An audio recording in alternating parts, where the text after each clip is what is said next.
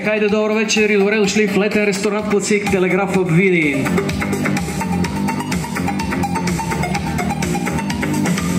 За 16-та поредна година започва Класик Телеграфа DJ Fest Видин. С участието на цяла дозина DJ ветерани от старата школа, които в продължение на 3 фестивални дни ще се опитат да върнат легендата за този култов дансинг и това легендарно място. Моето име е Васко Бронков и за 16-ти пореден път ще съм ваш домакин следващите 3 дни, а тук наистина ще бъде горещо не само като температури на въздуха, а и като това, което ще се случи.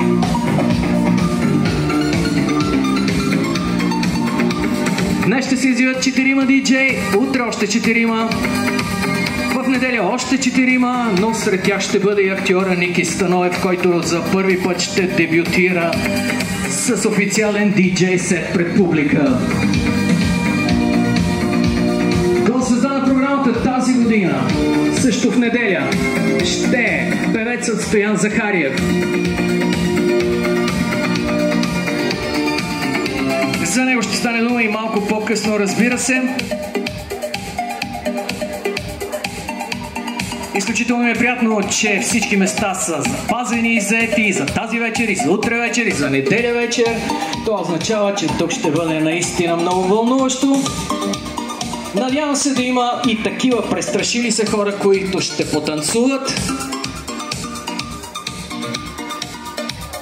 Класик Телеграфа DJ Fest Видин се осъществява изцяло с подкрепата на летен ресторант Класик Телеграфа. 15-та поредна година от новата епоха на телеграфкапия. Летен ресторант Класик Телеграфа.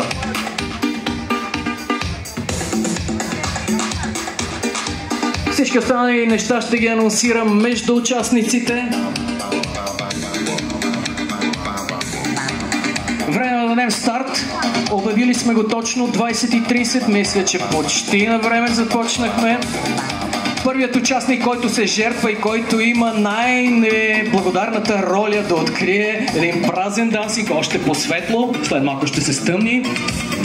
Той пристига от Белоградчик, заряза операта днес, за да присъства тук и да започне с един хитов, класически, телеграфски сет тази вечер. Ако няма да танцувате, поне подкрепете го с аплодисменти. Много шум за диджей Жоро!